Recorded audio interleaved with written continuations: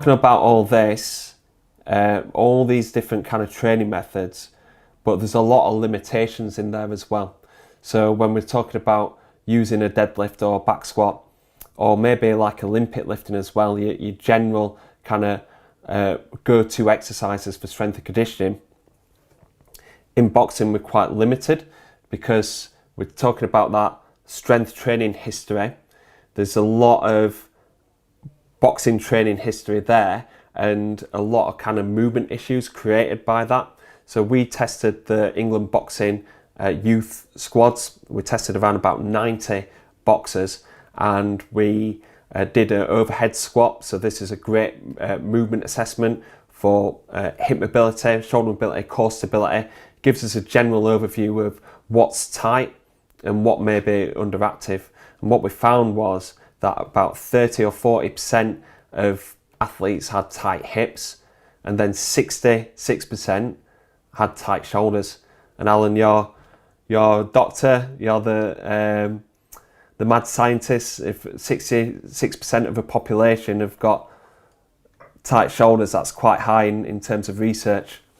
Likely be a statistically significant finding, but also meaningful as well. That's nothing to be sniffed at there. That's a large proportion of the sample, which is representative of a large part of the whole sport, not just in the nation, but worldwide, and probably not just boxing neither, probably a lot of striking sports that would have or display these limitations. And what we want our athletes to be also good at is, like you say, transmitting force from foot to fist.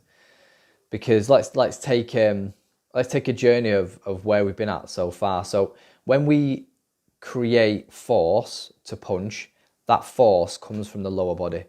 So that's why it comes from the fist. That force generation that comes from the lower body, where we get that ground reaction force, is then transmitted through the kinetic chain. Okay, then it gets to our hips, it gets to our core.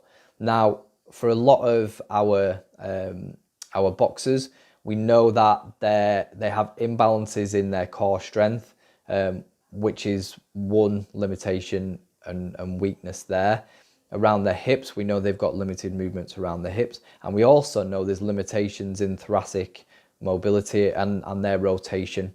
So there's also some weaknesses in the kinetic chain there as well. So despite producing quite large amounts of force in the lower body, if that force is traveling through the kinetic chain and then we're losing some of that force around that core, then we're limiting the amount of force transference, which will then mean we're transferring less force into our upper body, and ultimately there will be less opportunity to apply force on impact.